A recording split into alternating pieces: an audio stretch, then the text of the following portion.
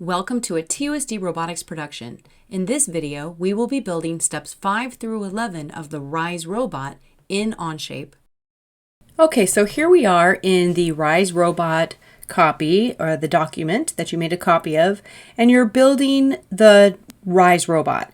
And so we're going to start, this is lesson 2, so we are going to start with step 5 in the directions. You've already completed step 1 through 4 in lesson 1. And now we're going to move on to step 5. So if you take a look at step 5, you can see that a corner connector is going to have some pins added to it. And remember, we do not need to add these pins, so we're going to just remember that those are possible constraint points. But we do see another corner connector is added in step 5. And you can see that it is the same type of corner connector used in the previous lesson. So I'm going to go to my insert menu and I'm going to find this corner connector. I'm looking, I see we've got a corner connector 2 by wide, 2 by 2, which is the one we used before, and I'm going to check mark to accept the part into my workspace. Now it kind of is overlapping the other part, so I'm going to select it and just move it out so I can work with the constraints a little bit better. And you will see that we're going to use one of these holes. Oops, let me deselect by double tapping my screen. So I'm going to flip it around. I want to get one of these holes on the back side to constrain to any one of these holes on the front side here. 1, 2, 3, 4. So I'm going to use my double tap to deselect. I'm going to use my fastener mate. So I'm going to go to the mate icon and fastener mate, and I'm going to choose this bottom left hole right there. Did it select? Yes. Okay, and I'm actually going to use my view cube and turn it around to the back so I can see this back of my corner connector. And I'm going to use the back hole just like that. And it looks like it didn't select, so let me tap it and it selected it. Okay, and I'm going to do check mark and then flip it around to see what it looks like. It looks like it's pretty good. If you find that it's upside down or needs to be rotated, that's pretty easy to do. Let me go ahead and open that fastener mate one more time and edit it. And you will see that there are some ways that you can adjust by either changing the axis that it's on. See, I'm using this little arrow, so that changes if it's positioning up or down, but I'm going to keep it the original way. And then this is a rotation. So if your pegs are facing the wrong way, you can rotate it, but I'm going to go back to my original. But I need to offset this because it is a little bit too squished into the original beam. It's going to be on the Z axis that I want to take it out, let's say about 0.5.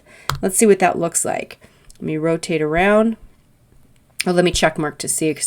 Rotate around. Okay, well, it definitely went all the way through and too far, so we need to go the other direction. So let me open it back up with the 3 dots on that fastener mate.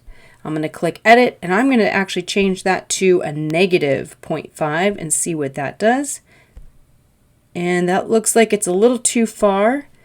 You might have to accept it so you can see, oh yeah, that's way too far. So let me adjust that, open it back up to edit. Let me try half of that. Let me go negative 0.25. Whoops, not that. Let's delete. Let's do a negative 0.25. Let's see what that looks like. All right, check mark to accept, and that still looks like it's way too far. So let's adjust that. Let me open it back up. And I want it to just sit right on top. And there's that little ledge on the edge of this corner connector. They do have them in real life, but we don't need to worry about them for our purposes in OnShape. Okay, so let me go ahead and change that to, let me just go negative 0.1. And see what that looks like. All right, that looks pretty good. It looks like it's right up against it. We're going to call that done. Okay, it's okay that there's this little overlap right here. Don't worry about that overlap. We will, it doesn't actually matter. In real life, you would just flip it around. Okay, so let me center by going to the isometric view. All right, and now let's look at step 6. Now in step 6, you're going to be adding a 1 by 4 beam. So I'm going to go to the insert menu, and I'm going to select a 1 by 4 beam. Let me scroll down, see if I can find it. And looks like I might have already passed it. 1 by 4, oh, right here. Actually has a center hole in it that we will not be using. Let me select it to just move it off to the side here. Okay, and double tap to deselect my parts. Okay, now on this 1x4 part, if you look at the directions where the green holes are, where the pegs are going to go, we're going to constrain one of those two holes, either this one right here or this one right there, and we're going to constrain them to the end of this long beam. So if I go ahead and zoom in, it's going to be constrained to either this one right there or that one right there. Okay, so let me go ahead and get my, I need a check mark to accept the part I put in. Let's go to my fastener mate, and I'm going to go ahead and choose this hole right there, the top one, and then I'm going to choose the bottom hole right here, that top layer, and let's see what that looks like. It looks pretty good, but I know I need to rotate, so I'm going to use my adjustments at the bottom. Let's do a rotate. I think I need to go a little more because I need it to be one. There we go. One hole above and one hole below. Let's check mark to accept. All right, it looks good, except that the two beams are meshed into one another, so we need to pull it out and offset it. So let's reopen that fastener mate. Edit, and let's pull it out about, let's go to offset. Let's pull it out on the Z axis about, let's do -0.1 again and see what that looks like. Oh, it's going the wrong way, and that's because we rotated using our little adjustments. So now this one doesn't require a negative. So let's do just a regular 0.25 and look what that looks like. All right, except so I can turn it around. That looks pretty good. It's right on there. All right, I'm going to keep that. So your measurements are going to be different than mine. There might be a different number. It might be that you use a different amount of flips, or you switch the axis. There's multiple ways to do this, and you're just going to play around to make sure you can get it the best you can. Okay, so it looks like we've completed step 6. We're going to move on to step 7 here. And step 7, we are going to insert a motor. Now, a motor also has a cable on it, but we're not going to use the cable in CAD. That's just a little too much to do. But the motor, you will see when I go to my insert menu, you will not see it in the list. Let's see if we can find it. It starts with an S, so alphabetical. Oh, it is in our list on our iPad. So this is what we call a composite part. And so on a computer, you have to hit a little icon to see composite parts. But it looks like all parts are showing here. So I'm just going to tap Smart Motor.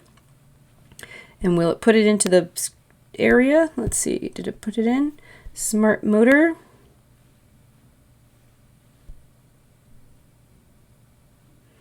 All right, check mark. It doesn't look like it put it in, so let me see what's going on. Let me try that again. Insert.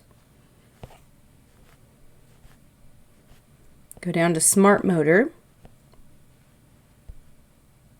Okay, that time it worked. I'm going to do check marks. So sometimes if it doesn't work, just close it out, try it again. That's how this works. Okay, so I'm going to actually move this off a little bit so we can see what it looks like from the other side. So from this side, this is the way we're going to attach it. But if I turn this around, you'll see that the motor has places to put pins, just like the beams. And so if you were building a real robot, you would put pins in almost all of those holes because you don't want the motor to fall off. But we're only going to use one hole because this is CAD. Now, I want you to also notice this center hole that has a square. This is actually what turns, the motor turns this, and that square hole turns. So you want it attached to one of the axles. So let me go ahead and flip this around. This motor shaft right here that sticks out, that square end of that little pitch shaft is what goes inside of that square hole. So when that motor turns, this entire pitch shaft turns as well. So it's going to turn when the motor turns.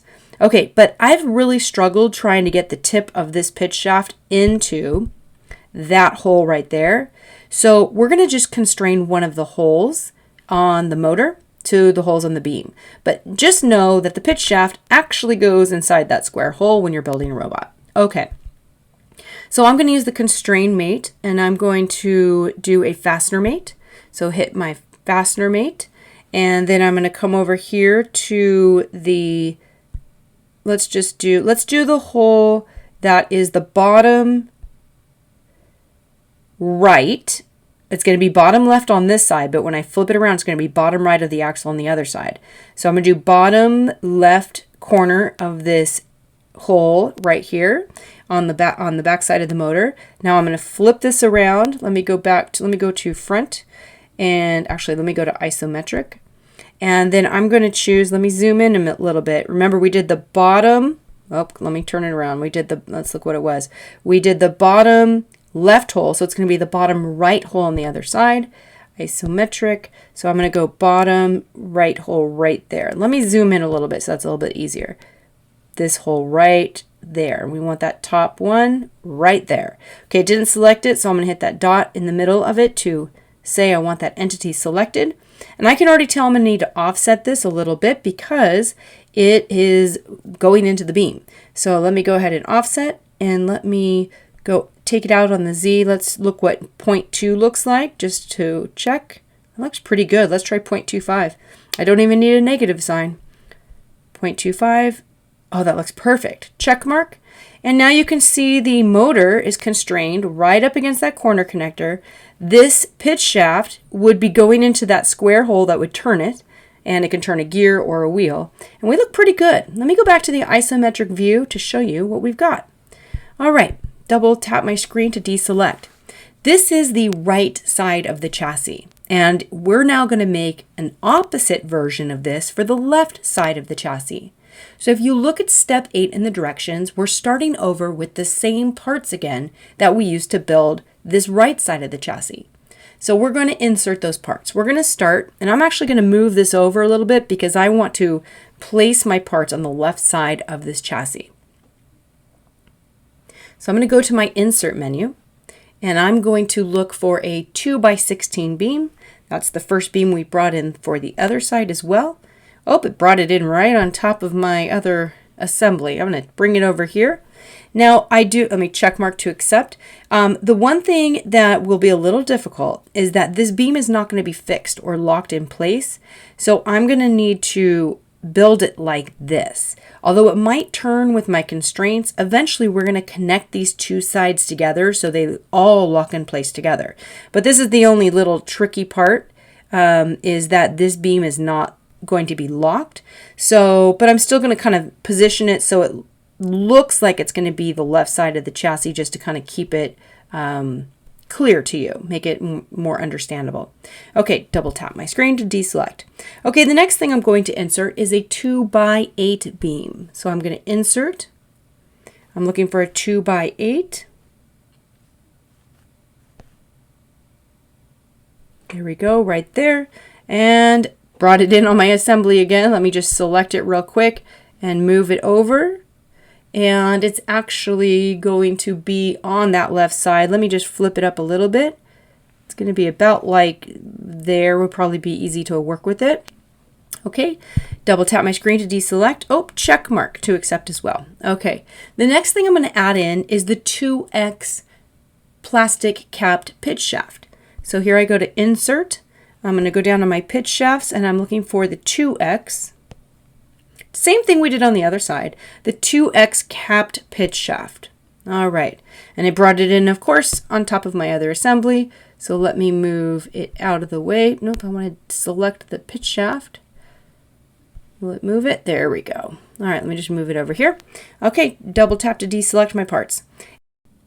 So now I have all the parts and I'm ready to build the left side of the chassis. It's going to be the same as the right side, but it's going to be opposite. Now it's kind of hard to tell that in the directions, but I'm going to build it in the space to show you that, to make it a little more understandable.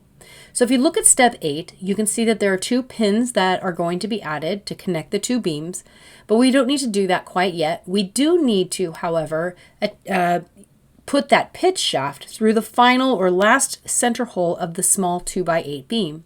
So we're going to use a revolute mate because this is a pitch shaft. We want it to be able to spin. I'm going to use the revolute mate, and I am going to select the top cap of that pitch shaft. And then I'm going to select I'm going to go around to the back side of that beam because I want the axle to point the opposite direction. So let me go to the back here, and I'm going to choose this hole right there. Okay, hit accept. Let me go back to the isometric view so I can see what it looks like. All right, it looks good, except the axle is going the wrong way. So I'm going to reopen that revolute mate, click edit, And I'm going to switch the axes right there, and that looks better. It's pointing the opposite direction of the right side because we're building the opposite side. I'm going to hit the check mark to accept. So now you can see the cap is coming through on that side and sticking out going the left direction instead of the right. Okay, so now I'm actually going to move this beam over here, and because I'm going to actually attach this beam right there. And notice that it's offset a little bit. There's going to be 2 holes of the long beam showing, and then we are going to attach this 2x8 to the 2x16 using any one of those holes that's surrounding the pitch shaft. So let's use a fastener mate for this. Let me deselect my beam. So we're going to use the fastener mate for this. I'm going to go to my mate menu and go to a fastener mate. And then I'm going to select the, let me zoom in a little bit here, the second to last hole right there. And it didn't select, so I'm going to hit that dot in the middle to select it. And then I'm going to turn this beam around to the back, and I'm going to select the, oops, can't really see that too well. Let's go up a little bit. What if we do diametric? No. Let me try a different direction. Trimetric? No. So I need to go to the back side of that beam, and it's being covered up by that other beam. So I'm going to actually have to move these beams off of each other. So I'm just going to close out that fastener mate for a minute.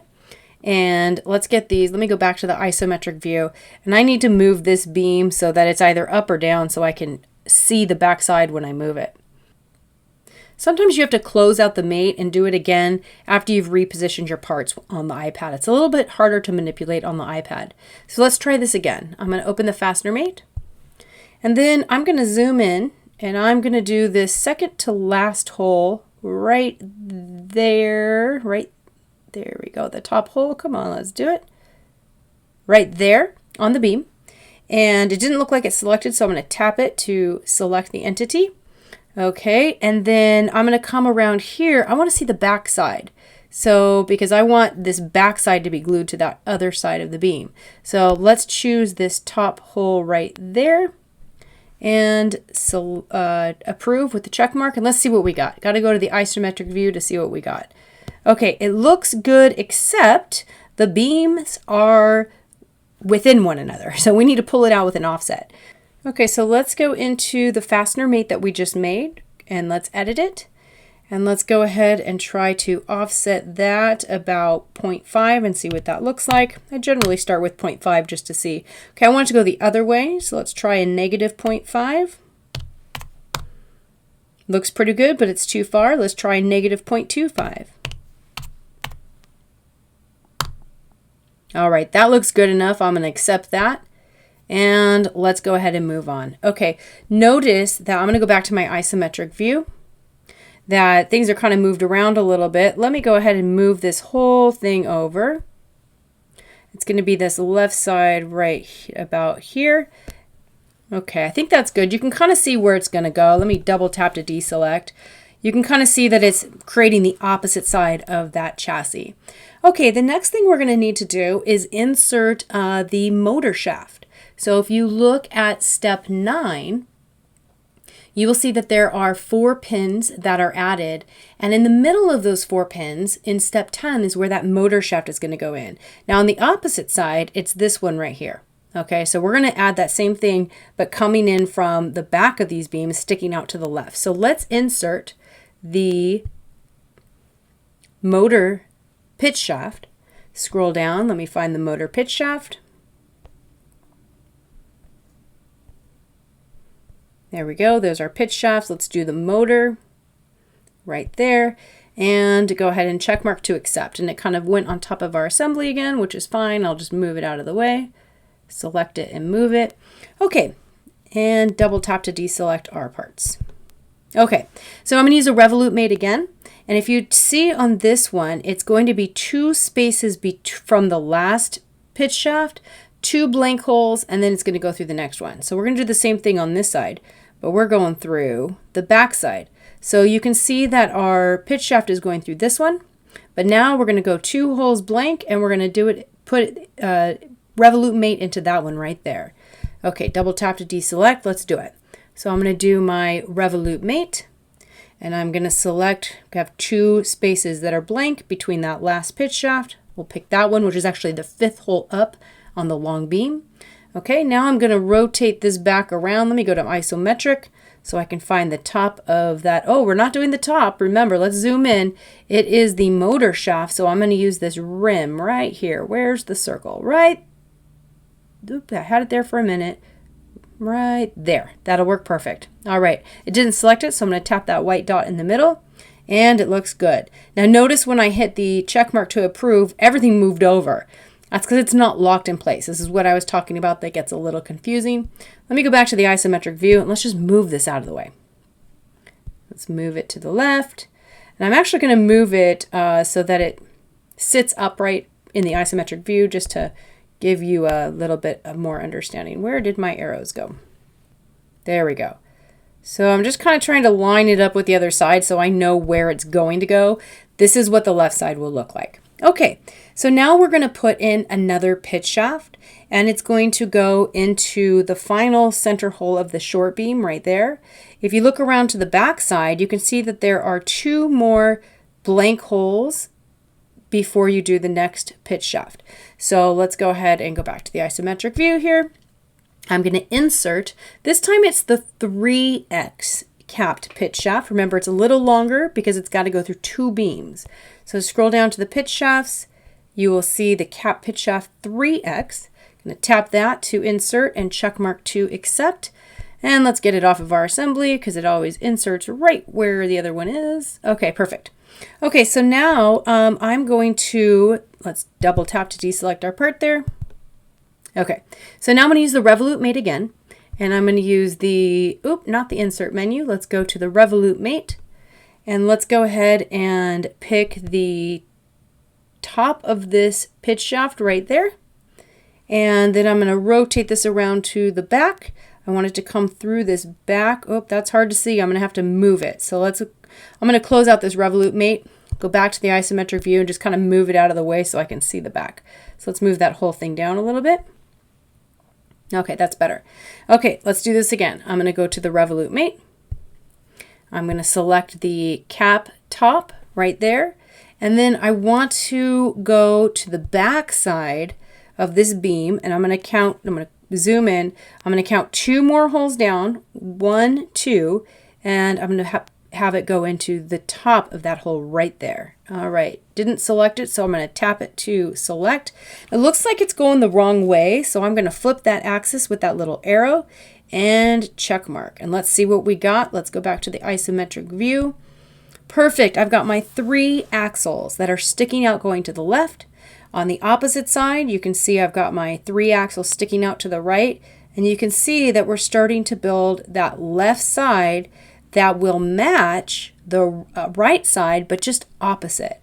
And I think that is enough for today for lesson 2. If you've gotten this far, congratulations, you're doing an incredible job. We will pick it up right here in lesson 3 with step number 12. Congratulations for finishing lesson 2, and thanks for watching.